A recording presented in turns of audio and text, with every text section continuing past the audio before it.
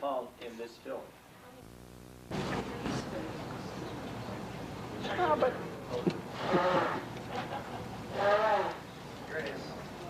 we want the sound. Yes. The actual landing on Mars.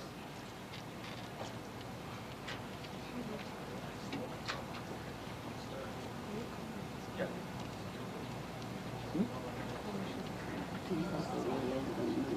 No. Oh, the moon? Yeah. Yeah. But that's the way the moments, but I haven't had that exposed to anything otherwise, but I guess it's got it. I just did hear a lecture on that. Yeah. Yeah. Yeah. Yeah. Yeah, I'd like to look into that book more. I don't know.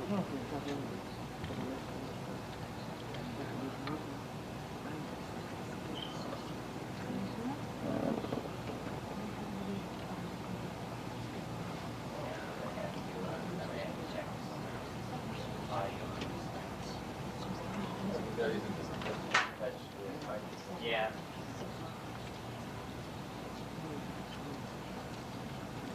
These are messages dropping on the screen in both Russian and English. We see the atmospheric pressure of 0.7 atmospheres, which is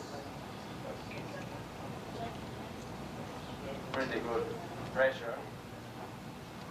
And finally, when the ship lands, some creature is crawling in the dirt nearby, right in front of them.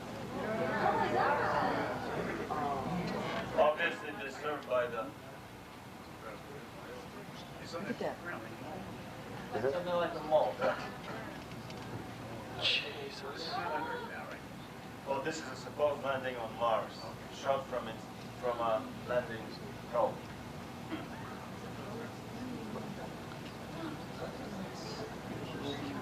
Parents prairie dogs in here, do they?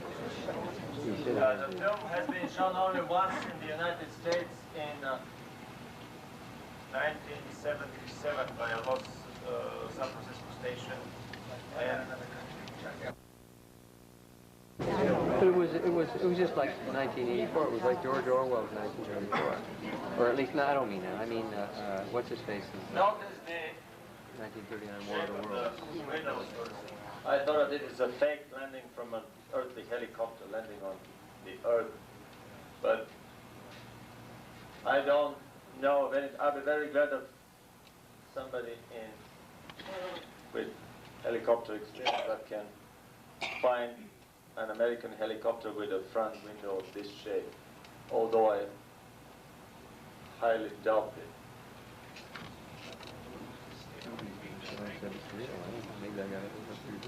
It is possible.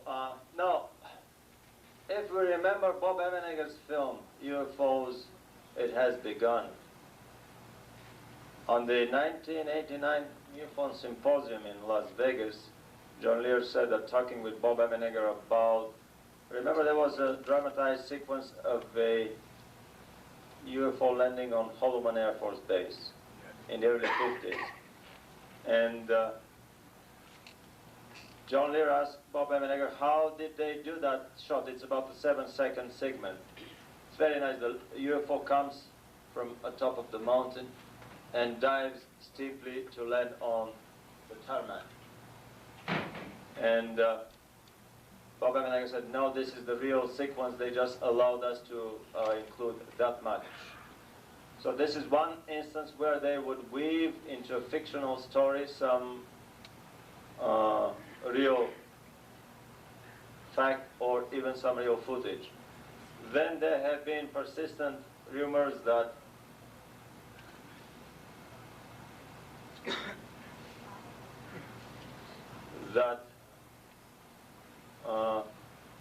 a wealthy Southern California movie producer has been shown actual footage of a landing of a bigger ship, and then that ended up with a production of a major fiction film on this topic, which is probably the story behind the film Close Encounters of the Third Kind. So there is a pattern of weaving real footage into fictional or semi-fictional scenarios, and this is the ground that I approached this film. And then further on I discovered many technical details into it.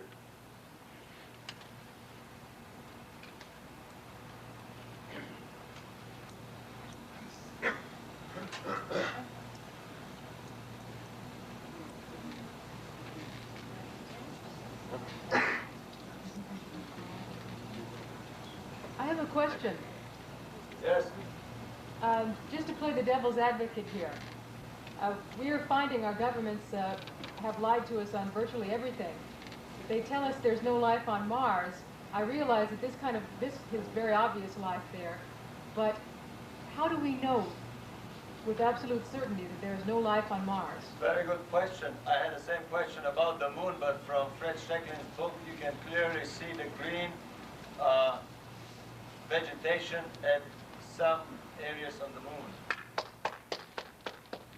Well, tell us more about that. Both the moon and Mars. No. It's a very interesting arrangement here. Whenever a camera is sent to a different world, it sits on top of the craft. A lens will be sticking out, but never ever was camera put inside a room with a window. You don't send an unmanned craft to Mars where the camera is inside the room, behind the window. Why? Because it's too expensive, the craft is too big. We're getting a good picture here, and committing the prayer. Yes, they're doing it.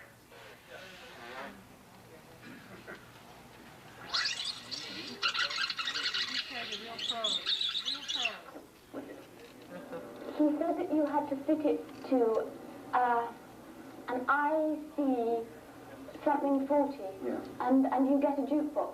Does that mean anything? We've heard of it. And he said that you've got to play back Valentine's tape. That's all. We connected up the printed circuit and played once again the videotape that Sir William Valentine, before his death, had sent to his friend, John Hendry. This time, we obtained an acceptable picture, which you are now about to see as we saw it.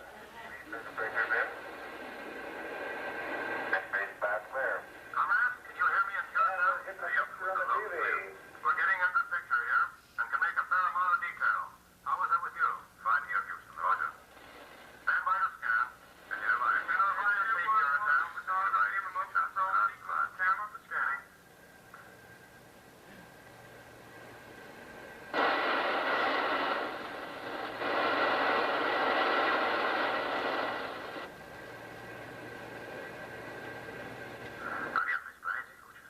Okay, and mode 1 scanning. Stand by, move on. Standing by. Roger, standing by. Hey, isn't that an old rubber band? Can you verify that, Curacao? Roger, Houston, we saw that. Cut the cigar out the way. Come in. Stand by the way. Stand by for ratings, Houston. Standing by, Curacao. Temperature, Температура 4 градуса Цельсия. The Russian language. Wind speed 21 kilometers per hour from southwest. Скорость ветра 21 км в час. Atmosphere pressure 707.7 millibars. Атмосфера давления 7 millibars. It's good. It's good, Curacao. Здесь работает.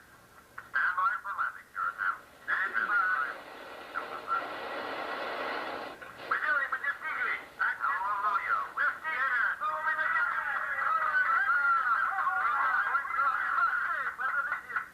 Смотрите. My God, what is that? Something moving. Something moved there. Состав двигается, активирует. Смотрите, испытали воздух. Если подойти, есть риск. Boy, if they ever take the racks off this thing, is going to be the biggest date in history. 22nd May, 1962. We're on the planet Mars, and we have life. Замечательно! Отлично! Поздравляем! Наконец-то!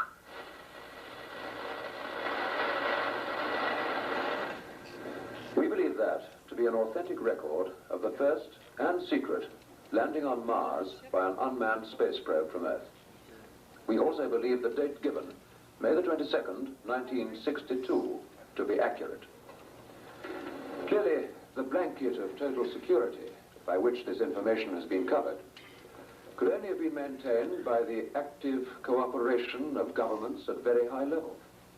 Equally clearly, there must have been powerful reasons why the true conditions on Mars, suitable as they appear to be for human habitat, have been kept secret.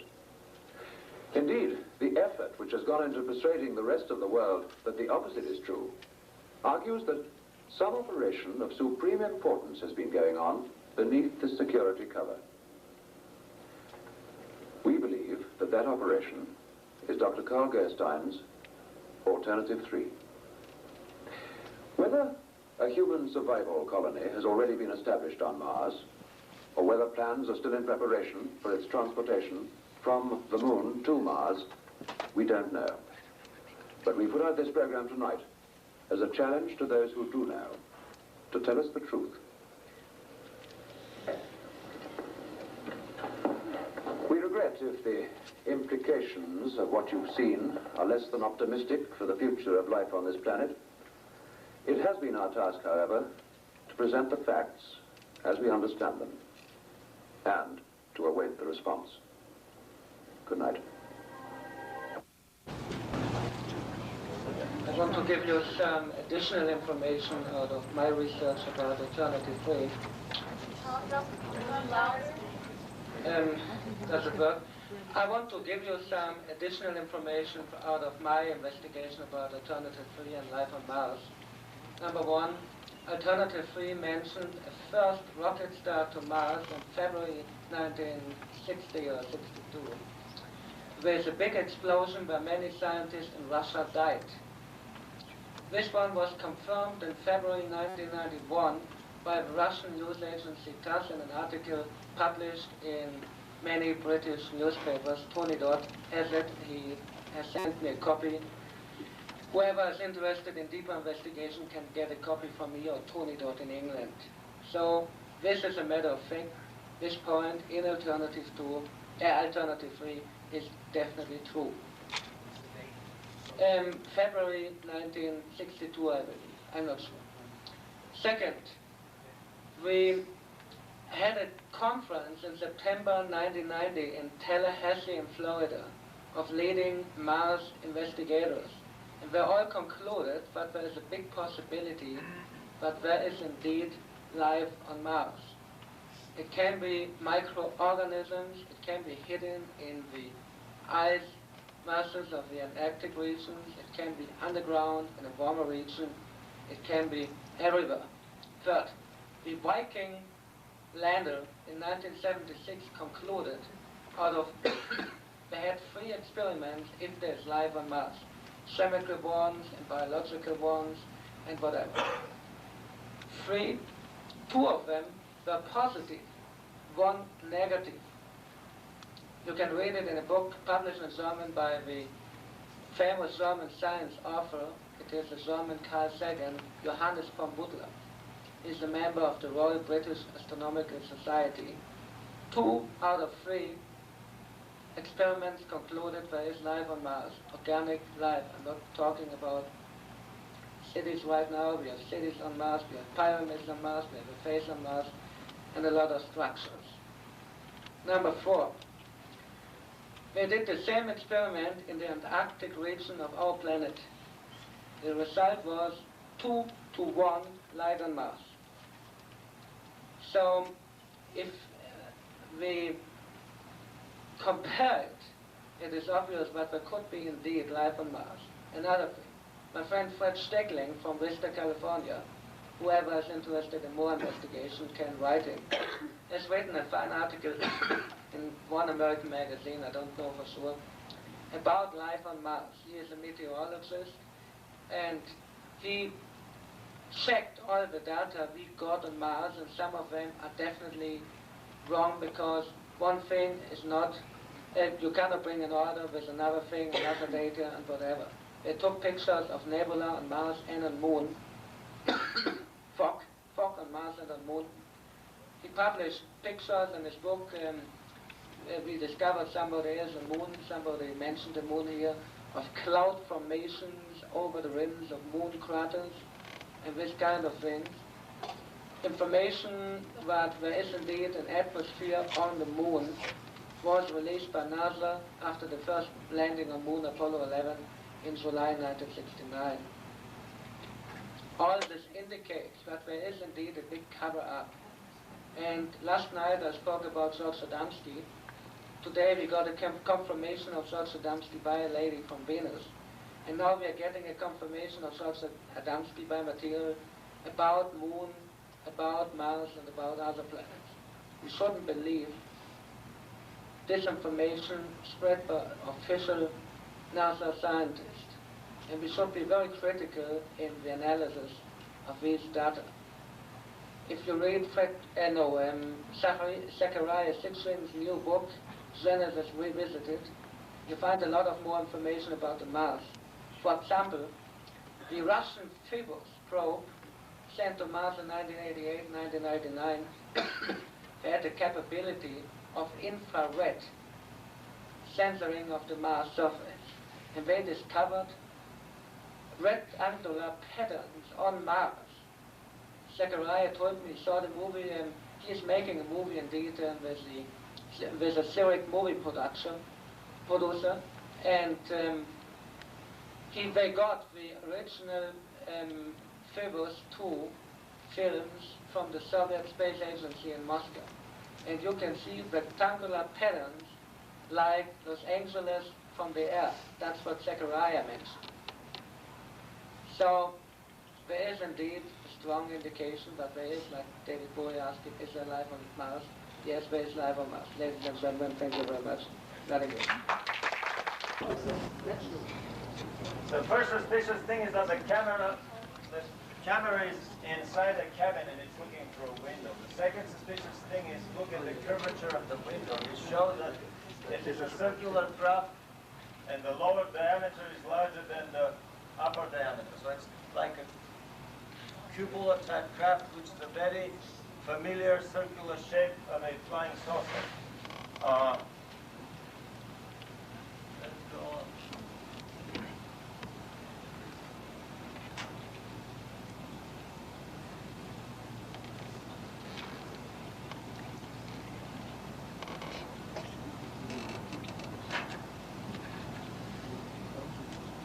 The film is patched out of several sequences. The thing flies low, then the next sequence is, the thing is high up in the sky, then it flies low.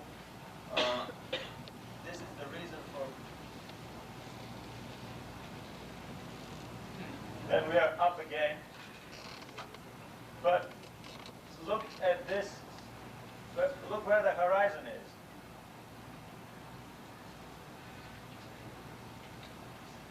About a 45-degree bank to the right. We are making a 45-degree banking maneuver at almost 180-degree turn. This is probably the biggest argument against a standard Earth probe with a chemical thruster engine similar to the one that landed on the moon is used here, because the lunar lander can search for a place only along a straight line, and by pressing on or off on the throttle, you choose a closer or a further away place to avoid the rocks. But you can never make turns, and not at all a sharp banking turn and almost going back. Also, the acceleration of the pilots for this to be a chemical thruster craft would crash them into the seas.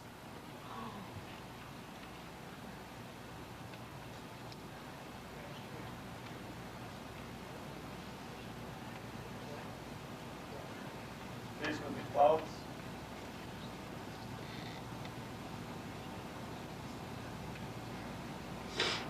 There is something like a that looks like a road here. You would see it in normal motion. Here's the road.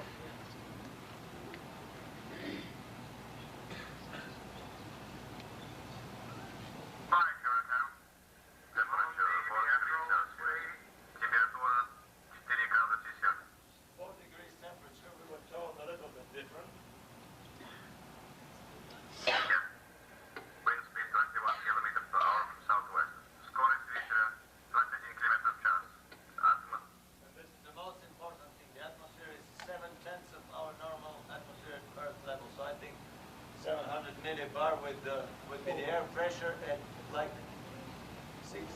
Over 10 psig. 14.7 pounds at sea level, right? Times, what'd you say, 0.707? No, these are millibars. These are millibars. This is an atmosphere. 1 atmosphere is 1,000 millibars. So we are having 7/10 of an atmosphere, 7/10 of a sea level pressure. So we are somewhere like 10.4 pounds per square inch. So we are somewhere like a mile or something above sea level on the Earth. This is a pretty good atmosphere, breathable without any oxygen mass.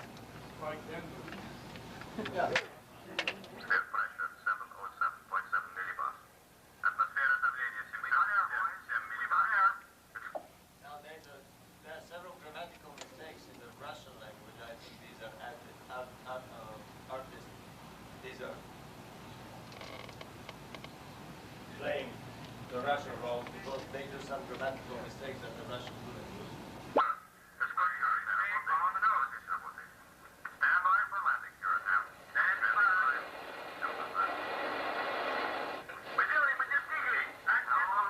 We're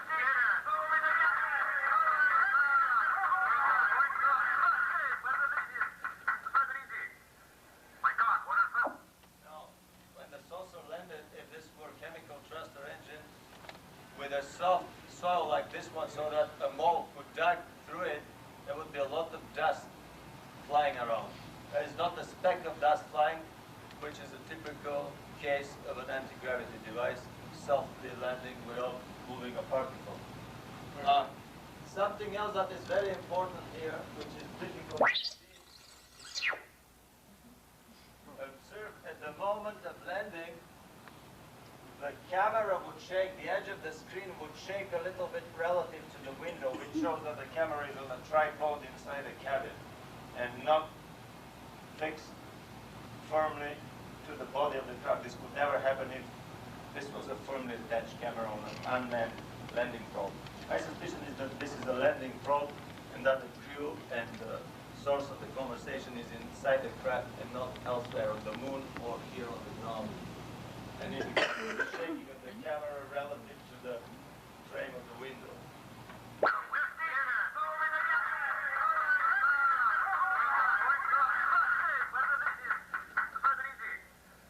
God, what is that? Something moving. Something moved there.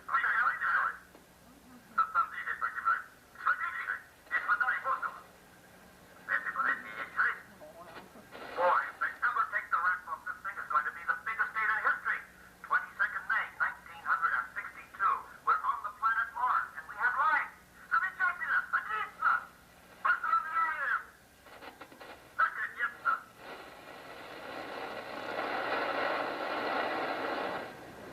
We believe that to be an authentic record of the first and secret landing on Mars by an unmanned space probe from Earth.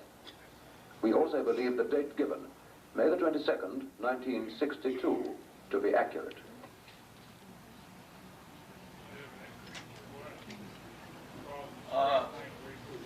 It is still open for debate, but for myself, I have found several very serious technical clues that would have surely been overlooked by a crew imitating this sequence.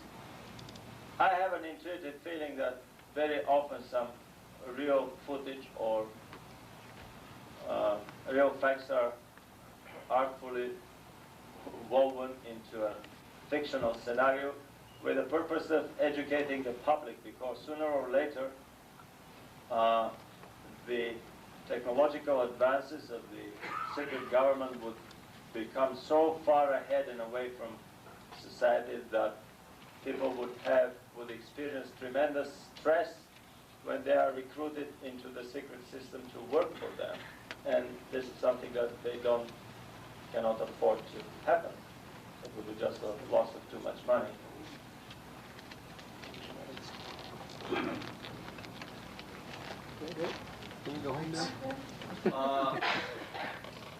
Very briefly, I would comment on the presentation that Mr. Albilik did at the Whole Life Expo in Pasadena this year.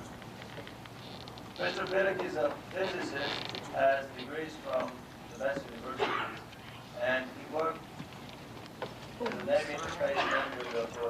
experiment. Oh, geez, sorry.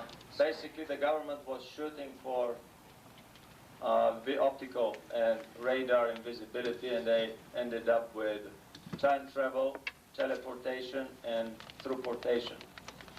I was sitting amazed at the talk that he gave. It was very interesting because at the end of his talk, I had a feeling similar to the feeling of the first civilian leaders that were invited secretly to visit the crash saucers and the dead alien bodies. And we know of their comments that they made. I had the feeling that the world has ended with finite, how was it said? Basically the stress that they were experiencing. And after our Bilik's talk, I was in a similar situation because, to summarize briefly what he said, basically,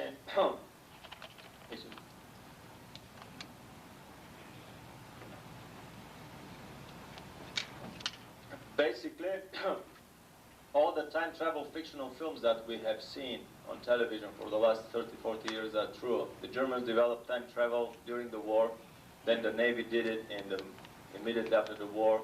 The Philadelphia experiment was resumed much later with a great success.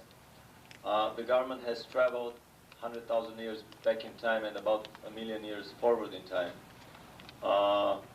That our stealth bombers, fighters, and nuclear air carriers are equipped with the Philadelphia technology. If you remember the fictional film, The Final Countdown, about the nuclear air carrier going back in time by mistake through a dimensional time warp, cyclone, and ending up close to Pearl Harbor before the Japanese attack.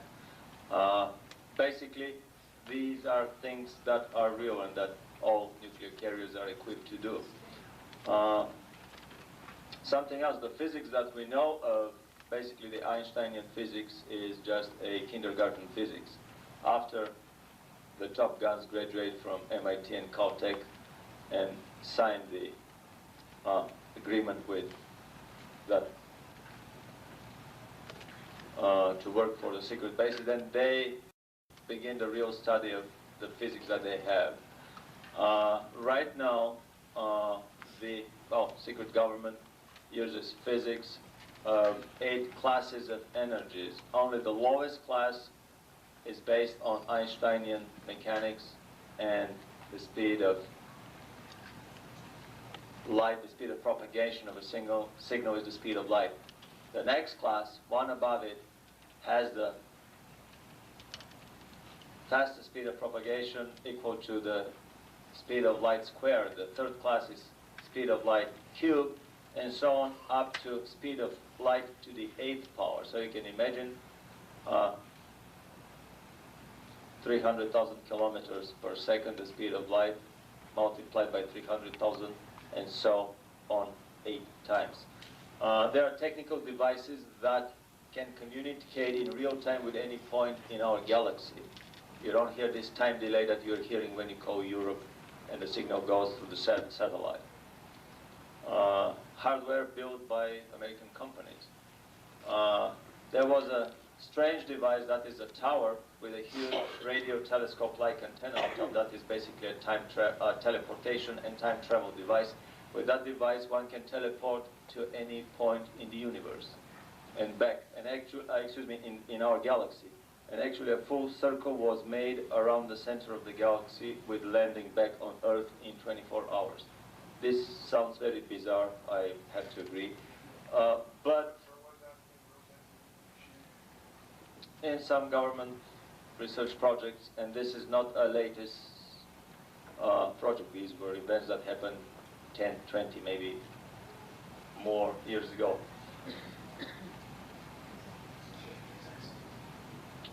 Also, time travels have been utilized by the government for the purpose of changing of our history. What we have seen in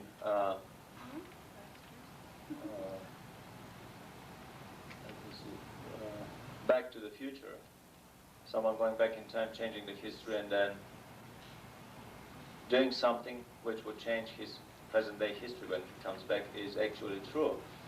And there have been many instances of such experiments or attempts to change, to influence history in this or that way that is suitable to the government.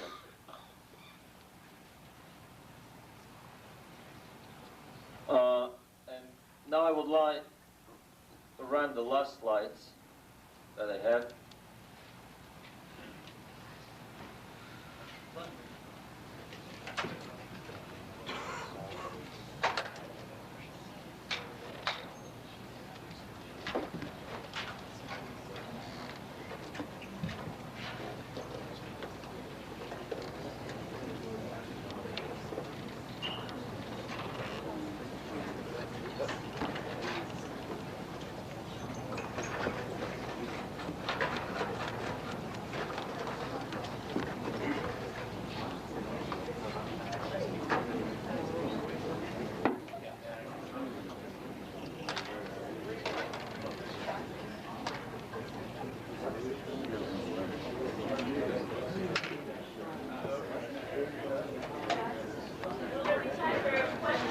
Yeah.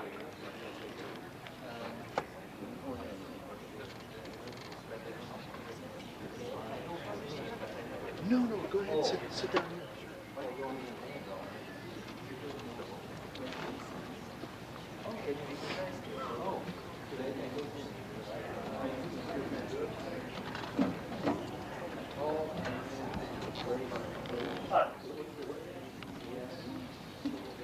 I don't know if you can turn down the lights again. I'm sorry, can we turn down the lights again, please? This is another nice book about discrepancies that doesn't make sense on the moon.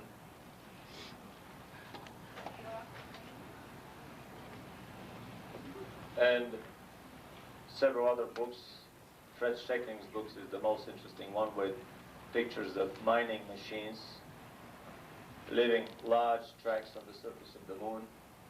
This is a kilometer and several hundred meters long mothership hanging over one of the craters and leaving its shadow on the surface.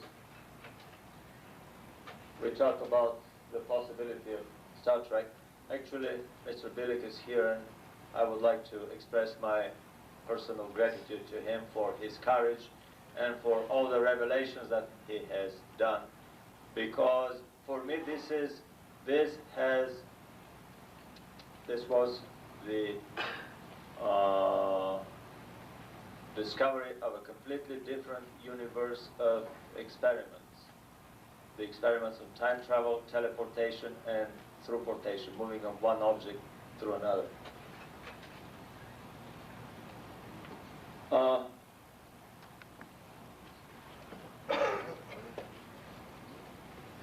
I've read a lot of books coming from Eastern Europe. I've read a lot of books on the KGB, on the GRU, which is the Russian NSA, and on methods of disinformation. Actually, as the superpowers had a fight for the German scientists, rocket scientists after the war, probably there had been a similar fight for the secret police and disinformation specialists from the Third Reich that were divided among the superpowers, and that brought these techniques of disinformation to them. Another important book that I find is Orwell's 1984, which appeared a little bit before the Cold War started. Recently I've been speculating about one scenario that probably the Cold War started not coincidentally a year after the first saucer crash in 47. The Cold War started in 48.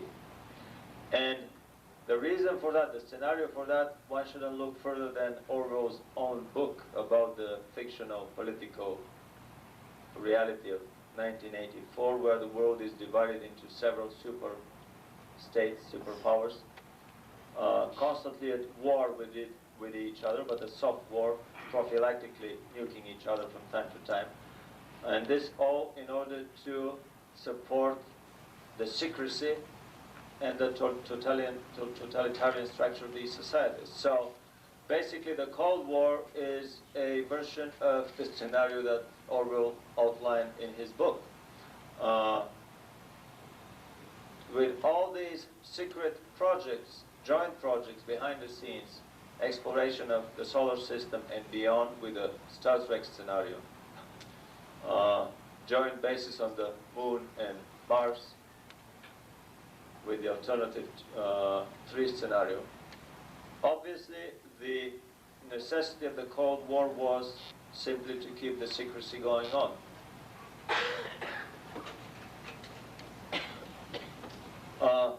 I have several slides on conspiracy here. Through the UFOs, I entered into the field of alternative energy, as I have many UFologist friends that came from that same field. Recently, I found by chance a rare book by T. Henry Moray on his generators that shows inside the experiments that he did running 20 light bulbs, an iron, and a cooking plate and a fan for a week with his antenna, without generator, without any visible outside sources of energy. For me, this is an absolute true technology, as are dozens of others that have been suppressed violently over the years. We are all familiar with the Stryker Memorandum, or most of us are familiar with this film, and with the AIDS conspiracy theories that AIDS is a bacteriological weapon for population control. Unfortunately, I didn't make a slide of the Congress decision. It was the Senate the Appropriation Committee for the military budget for, I think it was it was in the 60s.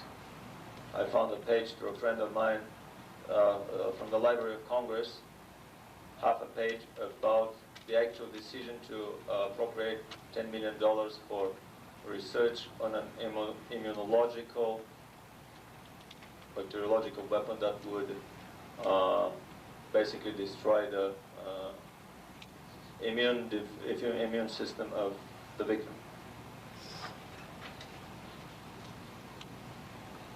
We see the idea of the government utilizing flying saucers steadily starting to pop up into UFO literature.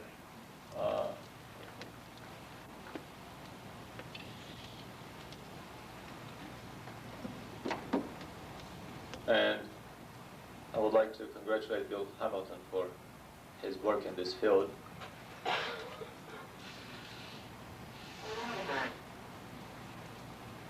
About the rumors that UFOs have been watching American saucers, and basically every NASA flight, and especially the flights to the moon, were followed by UFOs. Rumors that I've heard personally. My feeling now is that simply these flights were followed by American government saucers just as a safety measures in case something happens. So there is truth even to these tabloid realities of saucers following our Apollo ships to the moon. There are several basic books on conspiracy that were important for my understanding of the society here. None there call it conspiracy basically deals with financial intrigues, financial manipulations. The Fourth Reich of the Rich is a brilliant book that, on top of the financial intrigues, it explains how the communist movement was started, financed, organized by the Illuminati, and by the financial oligarchy of Europe. It was literally a revelation for me.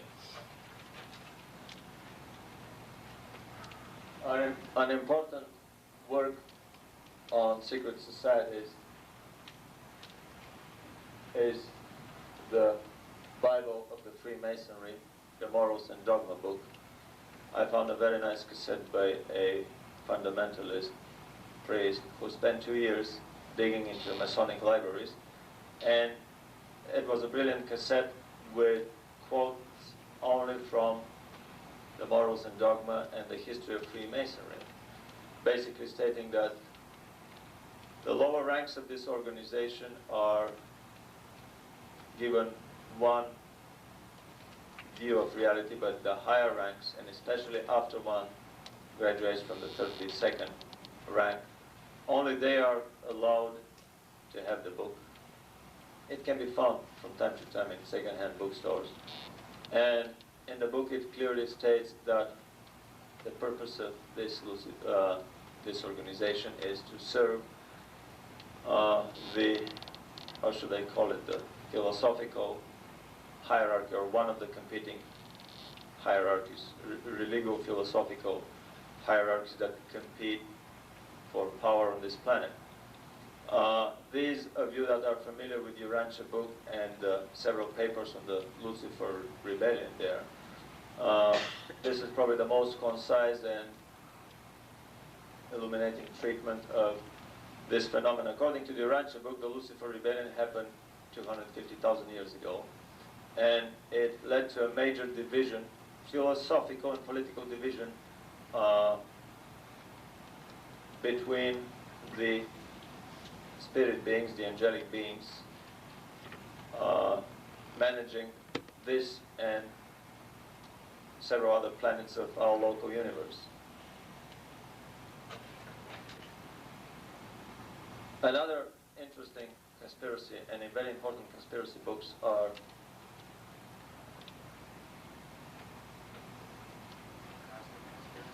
the Cosmic Conspiracy is a book on the interface between the terrestrial conspiracies and the ETs above them. If we take the book as it is, believing it 100%, I believe in a hierarchy of conspiracy levels. Well, it is very unfashionable and unpopular for someone, let's say in academia or even in the media, to say that he believes seriously in conspiracy theories. On the contrary, I would label myself a super conspiratist. Namely, I believe that most of the popular conspiracy theories that we've heard of are just the lower level of this hierarchical structure, this pyramid of successive tiers. And the terrestrial conspiracies are interfaced with ET power structures, with confederations, with groups of planets around us that are naturally vying for power. All these different contactee accounts for me are, on top of everything else, they are a very interesting political campaign of different ET races presenting their business cards to our civilization. We may choose to go that way or the way of a different civilization. And probably this is the way that things work in the universe. When the time comes for a planet to be open to the outside world, then everybody who is in the vicinity and thinks that they may contribute with something will present their introductory package, their business card.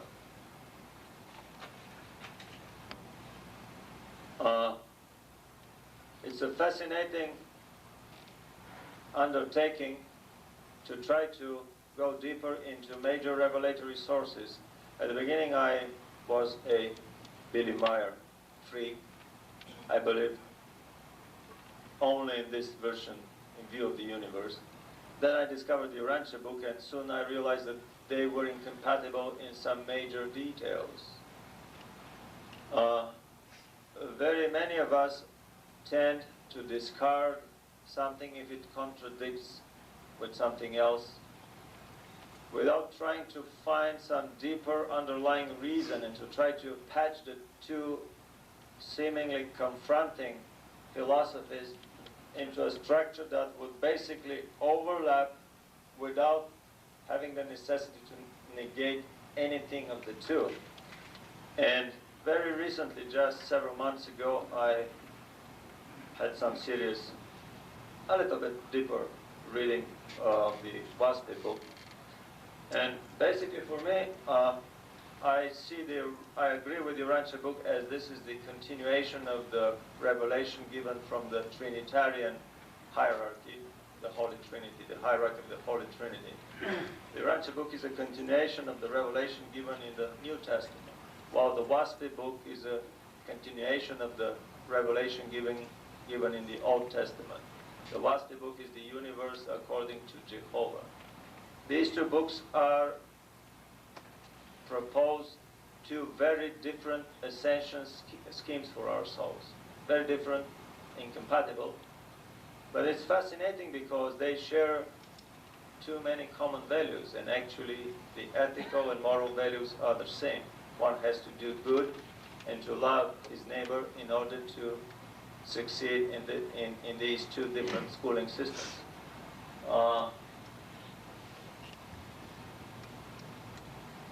Ellen White wrote a book at the end of the century which is widely revered in the fundamental Christian religions, actually. Sometimes I go to a Seventh-day Adventist church and she was recommended to me. They consider he to be a channeler of a biblical kind.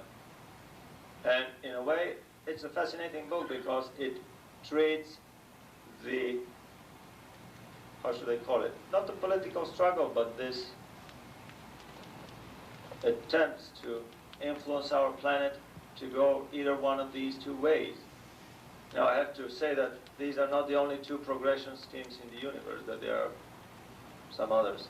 The Billy Meyer case is an interesting one because of their belief in the reincarnation. Interestingly enough, none of these two books include the reincarnation as a possible progression scheme.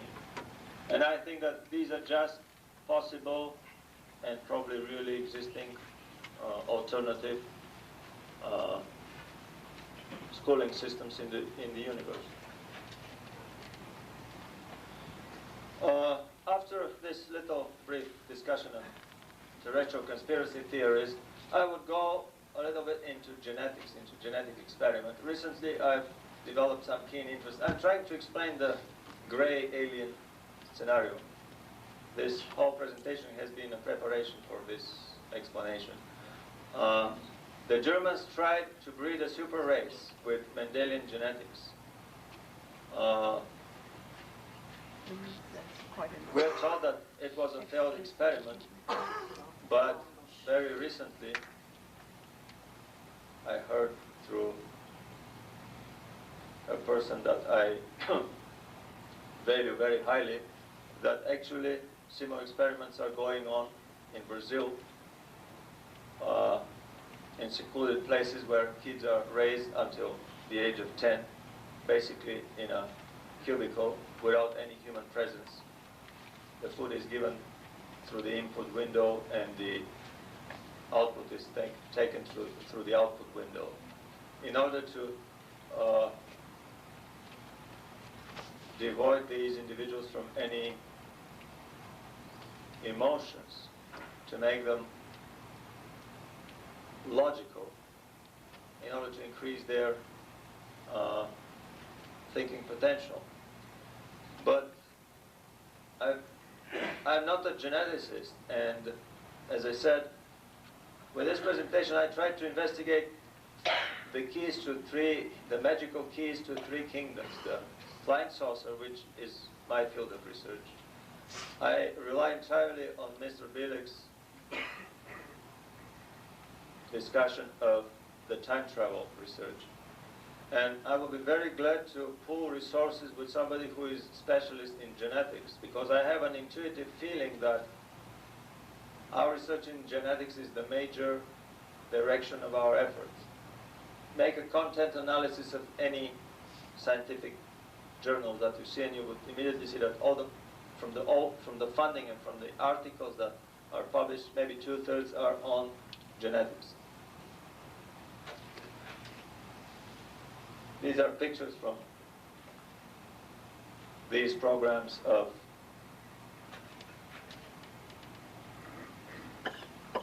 having children raised in special homes.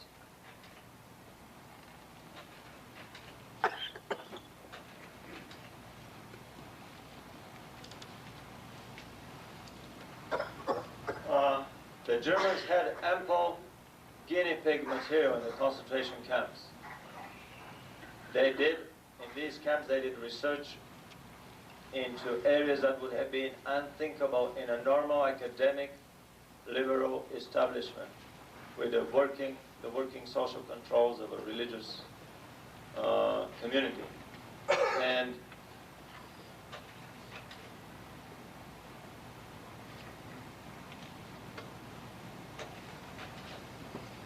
I've been investigating recently any candidates for any technologies that are candidates for the crackings of deciphering of the human genome way back by the Germans, or at least in the late 40s, early 50s by the superpower governments. Right now, about $10 billion would be spent on deciphering the human genome. I have a feeling that it has already been deciphered in the same way as the whole project, NASA project of going to the moon, was a smokescreen to keep the other nations from joining the exclusivity club. And the moon was visited long before the Apollo project. I have a similar feeling that the Human Genome Project is another small screen that is intended to keep the exclusivity of this club from other nations joining in, and that it could have well been deciphered. My major candidate for this technology, the magical key to the genetic technology, is the Rife microscope, which is one of the sources told me that it was a scalar wave Tesla microscope that could see a living virus, something that no present-day electron microscope could do. You have to kill the virus or gold-plate it in order to make it visible. And the Rife microscope was invented in 1932. My question is, could it have been possible with few upgradings of this microscope to actually see the DNA and to be able to decipher the genome, the human genome?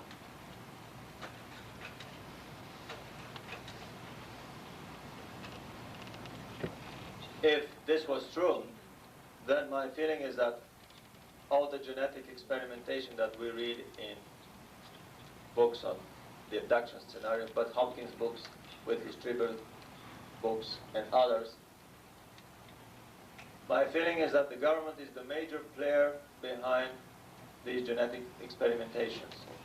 I do believe that there are gray aliens on this planet present, and I do believe that there are dozens, maybe hundreds of different gray, particularly gray alien races. But my feeling is that it's not the Greys or their ET handlers that are interested in our genetics. I think that the government has the major interest in deciphering the secrets of the genetic code. Well, they have interstellar travel, they have time travel. Basically, there are few other boundaries that are left unconquered. I think this is the last boundary, the genetic.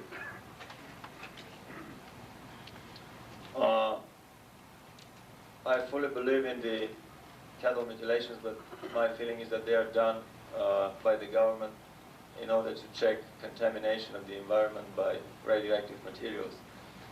Coring out the rectum and the tongue area is a very simple physical means of measuring contamination on the input of a system and on the output, and correlating the differences.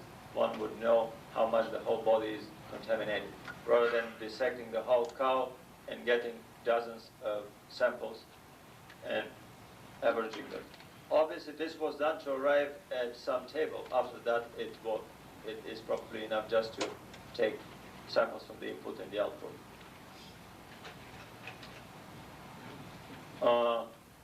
my feeling about the Gove Breeze sightings is that they tend to develop very similar to the Billy Meyer scenario. But unlike the Billy Meyer case that has been ignored, debunked by the government and the official UFO circles, my feeling is that this is a contact case that has been orchestrated by the government, and that is supported by the same people that have been most active in debunking Billy Meyer. I've talked personally, one by one, to all of them. I have my own test questions to figure out the political position of a UFO researcher, and all of them have tested positive.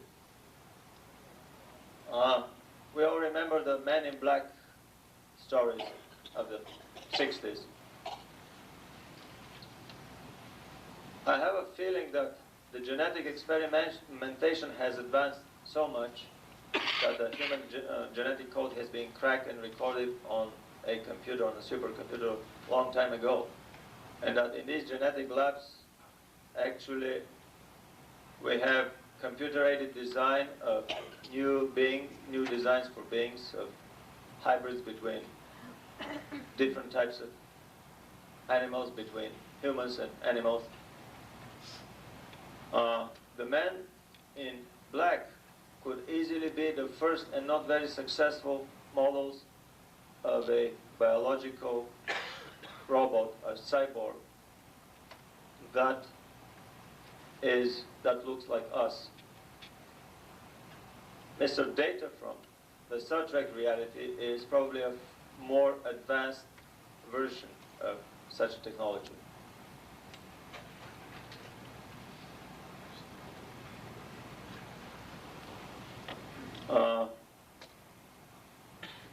From some time I've been seriously suspecting the possibility that the little grays could too be biological robots, cyborgs, without souls.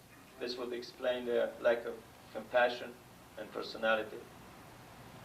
This would very neatly explain their supposedly beehive mentality, where each individual is controlled by the collective of other individuals.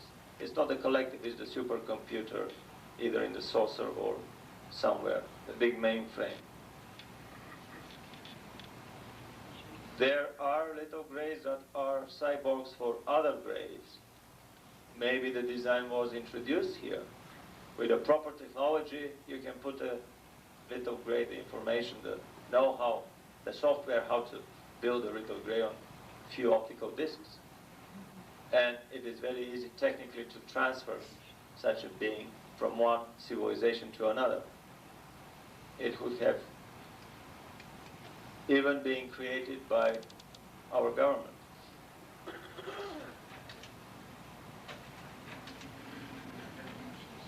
If we can turn on the lights.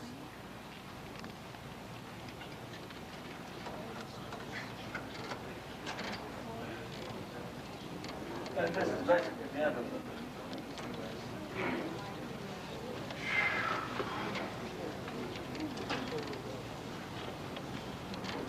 Is there any questions? Yeah. Yeah. At the risk of being unpopular, I wanted to point out about the landing on Mars. A few observations from a point of view of someone who's had a lot of experience in special effects.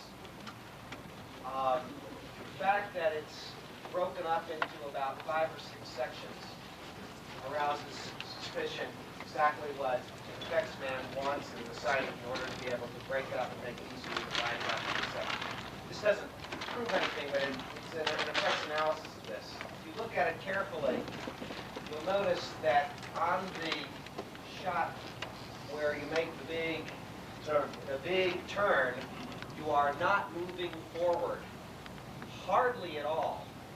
And if you look at that, if you see it again and you imagine it as an immense mural, a painting, like a matte painting like you see in Star Wars, and this was a couple of years before Star Wars at most, rotating. You're You're rotating a mural through that window. You're not moving forward in that shot. It could be a painting. Then it's all blurred again, and then you're moving forward, but at a considerably lower angle over red terrain. This is a very good argument, actually. Could be It's a red very terrain over the earth. good argument by a colleague of ours that is beginning to show this suspicious look. I'll give you one more. My answer to this argument is that we all know that sources can stop on a dime, Yes. so it can be very easily explained. This is not a proof that it is. It's just an argument Yeah, that but it's a very it good could be. argument. And there's one One other. that I haven't thought about that. It's a very good argument. There's one other argument here to argue that it's fake. One thing that the special effects technology at that time for creating creatures and movement artificially, such as a mole-type creature moving across the ground that displaces the earth, it was stop-motion animation, where everything is shot one frame at a time.